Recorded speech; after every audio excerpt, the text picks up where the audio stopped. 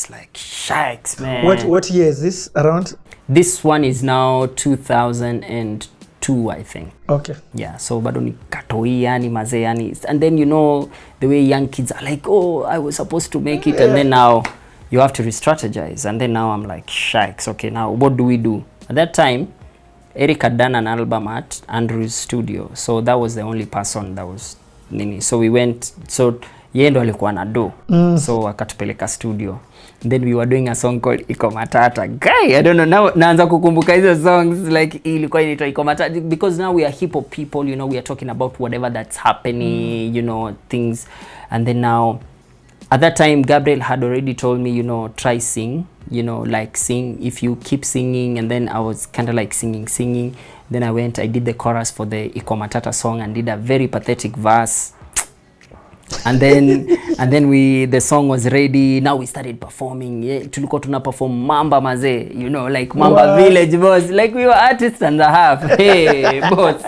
And now as we were performing, so we are a group, you know, we are like, yo man, I think we need to come to Nairobi and do. At that time Caliph is hitting, so it's like, yo, I think we need to go to Caliph Records, because if we do a song with Caliph tuta hit. So that's when now I meet who Clemo. So you come to Nairobi? Yes, we come to Nairobi, all of us. You get, but also already Nairobi was home. Yeah. You get, because Mbuyu alikuwa anakaa huko. You get. So we go to Clemo. But sasa Clemo alikuwa anafanya genge. Sasa niko hapo. I think did we get time to record? I think we recorded or we didn't record. But so when guys came to Mombasa, mi sikuenda, mi nika Nairobi. Oh, okay, I get. Because it was still home. So at that time tulikuwa tulihama Dandora, tukaenda Huruma. Then after Huruma tukaenda Light Industry. Then after Light Industry tukaenda, there's a place hapo between roundabout 2 ya hapo Kariobangi South. Between Kariobangi South and Huruma there's a daraja hapo. So nimesahau hiyo jina, but also I still had access to D because most of my friends were staying there in Dandora. So natoka tu. And now your job is a musician. Do I even have a job really? I have nothing. In fact, when I started in Huruma, now I started selling shoes. A friend of mine was selling shoes, and I even remember, because another gift that I learned is like I could talk. I could convince people. You get. So I remember there's a time in my shoe selling ordeal, I remember selling, kulikuwa kuna viatu zingine za madem zimetokea, zilikuwa na sole kubwa, zilikuwa zinaitwa blocks. Madem walikuwa kwa wanapenda hizo viatu, boss. I remember selling it to a guy. No, you have to hustle actually. You have to actually hustle. Boots to a guy. Yes, boots to a guy. But then nimwambia venye hiyo mguu by the way iliundwa kwa hiyo kiatu. Like when guys were creating this shoe, they had you in mind. But it was crazy. But now at that time now Kalamashaka era now comes in. Now 2002 Kalamashaka had already done, you know, Shauri Yako, they had done Ni Wakati, you know, they had gone for a concert, whatever. And then 2002 was when now Uko Flani Mau Mau now was, because Uko Flani was in Coast, and Uko Flani were like the Wu-Tang. You know, if you're a hip hop head, you know, like, you know Wu-Tang, and also Mau Mau and stuff. So when they came to Nairobi, they connected and then formed Uko Flani Mau Mau. So now I'm in Huruma.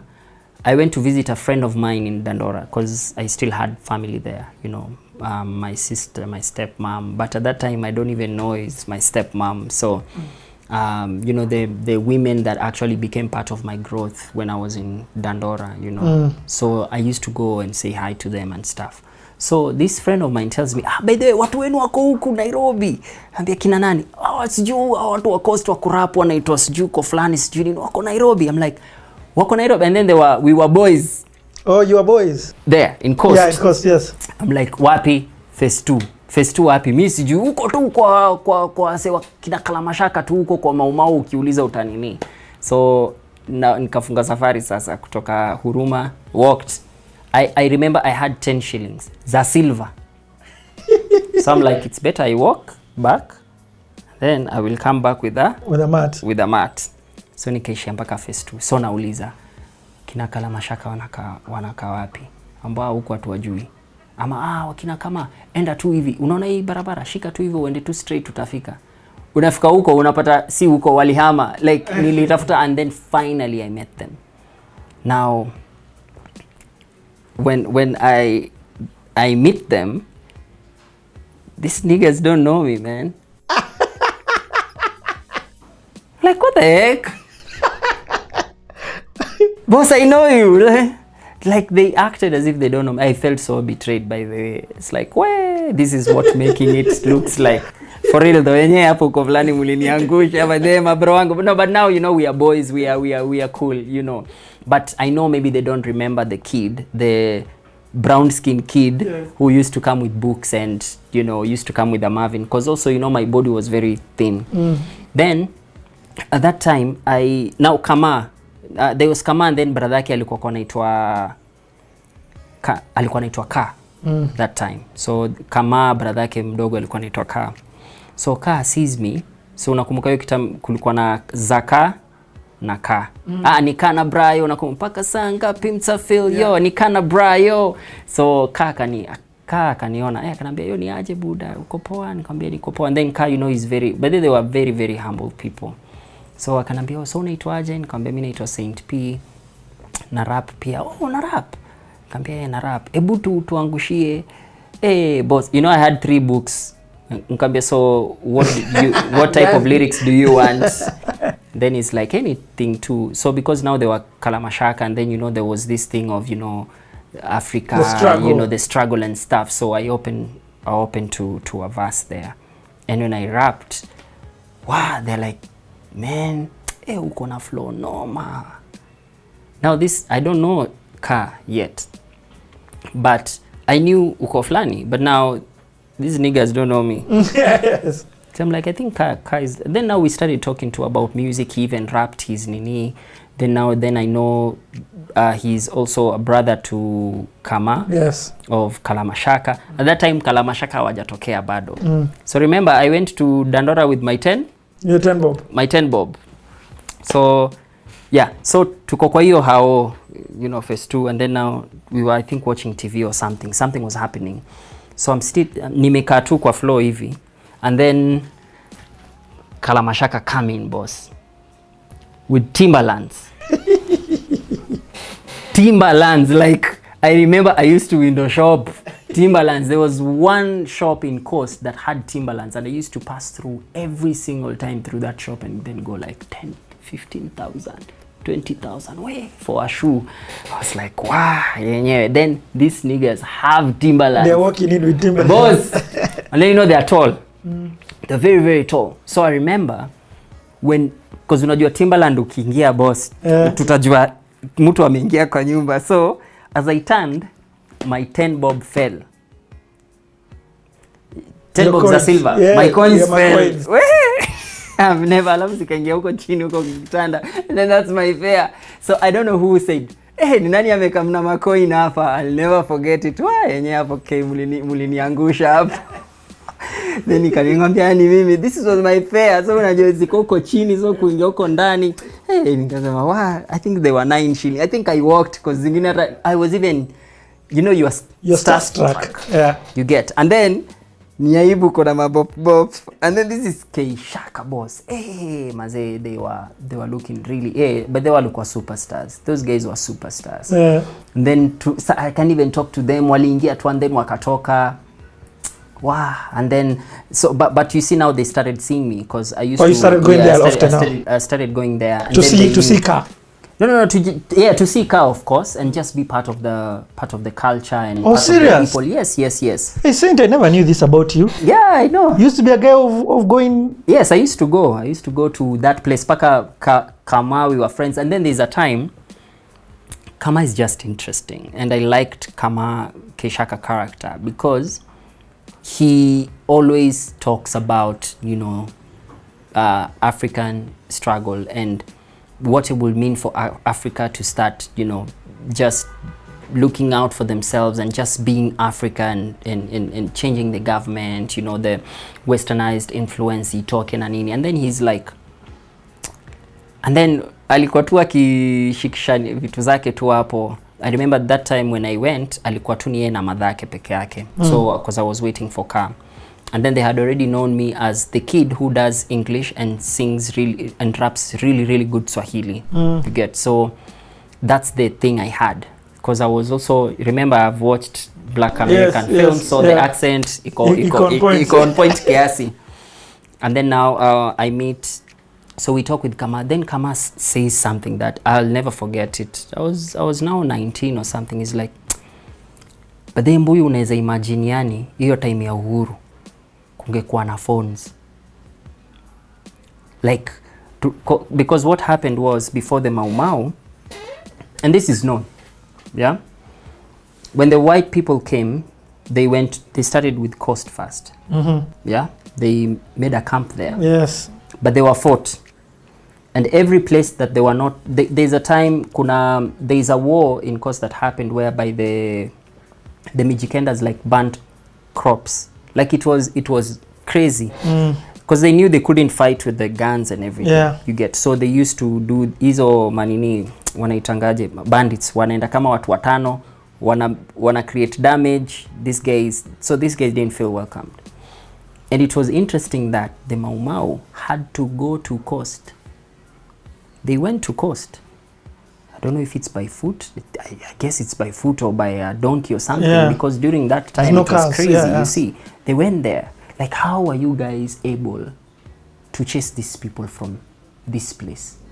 Because they didn't just come and then are like, okay, we are going to Highlands. No, they camped there first, and there was a treaty between the Arabs and the you get. So now hawa walikuwa huku na hao wengine nao walikuwa huku, so it's too much fight.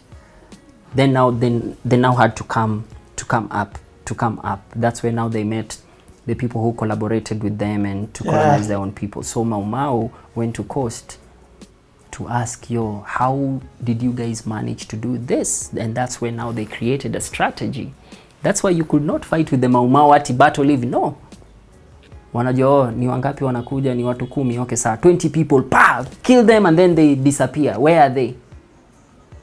You get, but people, these things, they want the history that's the unknown. History, there is too much history, and that's why if you don't realize, there is a lot of, like, the older Giriama people, you know, hizo days akina Mekatilili Wamenza became the first black woman to slap a white man. You get, like, there was so much correlation between these two cultures, because, you know, they were learning from each other. This is how we did this. And even when you look at how Mau Mau were fighting, it was still the same thing. They never went to artist Jibun. No, they're like, okay, hiyo nyumba ndo iko na nini, wanaenda hapo, do whatever they have to do to just create your terror. Yes, I get. You get, but people they don't talk about those things. But anyway, that's sad. So Kama is like, Ebu, imagine, you know, if everyone had a handset.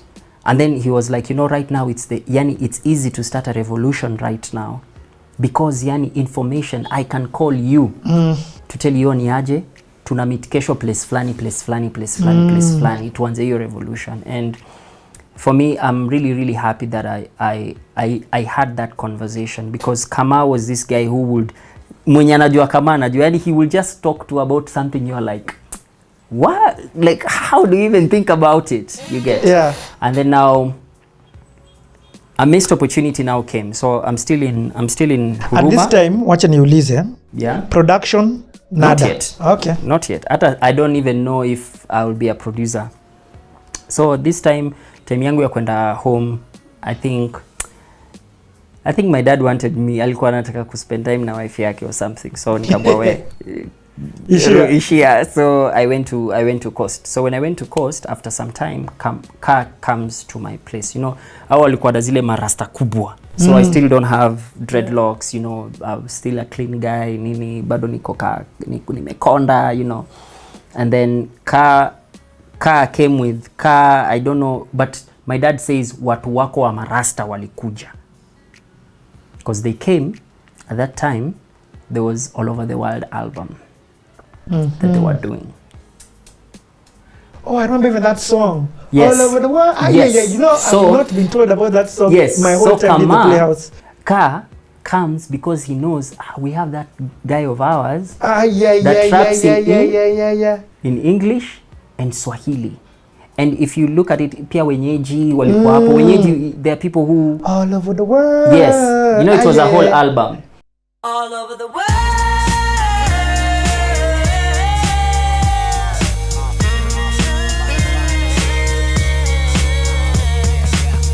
Dunia nzima pamoja, siku nyingi ninangoja, safari sana utayaona.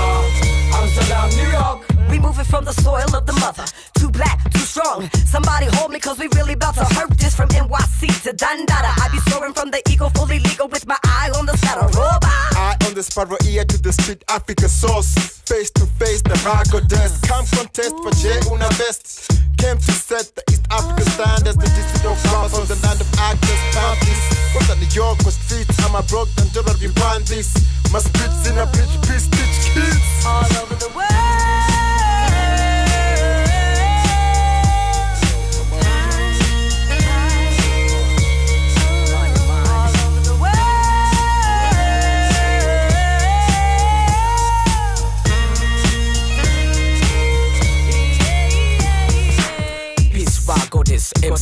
Kalamashaka mnajua vita revolution inanuka na tazama vijana wanakazana kunusa aroma ya peace. Kuna rumors za war na cold war, tajiri wanasema tuna sense of humor no more. Tukipanda hizi milima za economy slow mo, tumelia for long kwa hii song. Tuko right, wako wrong, wako left, tuko right. Tofauti ya daylight na night, tofauti ya daylight na night. You can't touch the bone marrow, just too deep in the straight, too wide for the narrow. Got laptop, will travel international now. Peep the delegation representing many nations, standing for our liberation. Flip the globalization with the libation for the worldwide demonstration. Hip hop's universal and we're taking it, and we're taking it all over the world.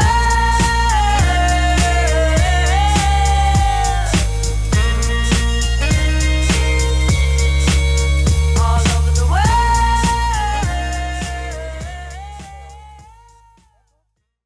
And then at that time, like, yani it was, for me, I don't call it a missed opportunity, but later is when I came to Nairobi, then my dad is like, like 6 months after, ati ulikuja kutafutwa. Na kidadani Marasa, you know, I left. I went to then Kai is like, mbuyu mazee.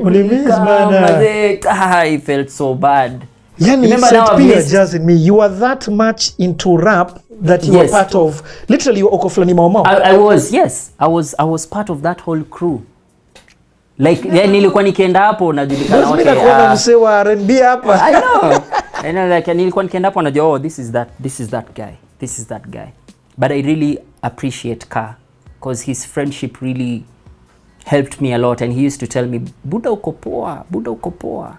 You know, your time sasa walikuwa kikam before Kalamashaka releases a song, he used to come to ile time yenye walienda Sweden wakarecord kina shauri yako na nini, you know, and he actually was among the first people to hear that song, and then ananiambia manze uko poa, because nilikuwa nangoja mbuyu akienda job my dready people come, because there's that bad perception about dreadlocked people and stuff.